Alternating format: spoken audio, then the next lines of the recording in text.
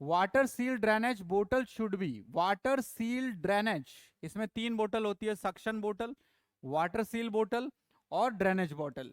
तो मेरे बच्चों वाटर सील ड्रेनेज बोतल जो है above the chest level, below the chest level, at the chest level, at the head, हमेशा जो सिस्टम रहता है उसको चेस्ट से बिलो रखना है to get the effect of gravity, to get effect of gravity.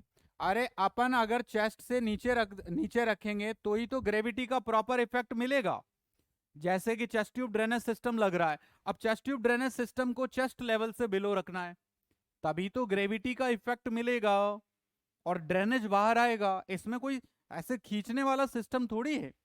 तो यहां पर ड्रेनेज में वाटर सील ड्रेनेज बोतल को प्रॉपर तरीके से हैंडल करें। अगर पेशेंट को ट्रांसपोर्ट भी कर रहे हो तो कभी भी पेशेंट के चेस्ट लेवल से ऊपर इस सिस्टम को नहीं करना है, चेस्ट लेवल से बिलो ही ट्रांसपोर्ट करना है, हटाना नहीं है। Okay dear. और आप एक लेक्चर सर्च कर लेना यूट्यूब में, chest tube drainage system by वुगली सर, तो आपको एक लेक्चर मिलेगा, उसमें पूरा इमेज और पूरा उसका थ्योरेटिकल जितने भी क्वेश्चन बन सकते थे वो सारे वहां पर एक्सप्लेन किए हुए हैं इस पूरे सिस्टम का। तो थ्योरी पढ़ना है तो यूट्यूब में मेरा लेक्चर आप पढ़ना। Water seal system for the chest drainage is done to, water seal system chest tube drainage system किस लिए किया जाता है?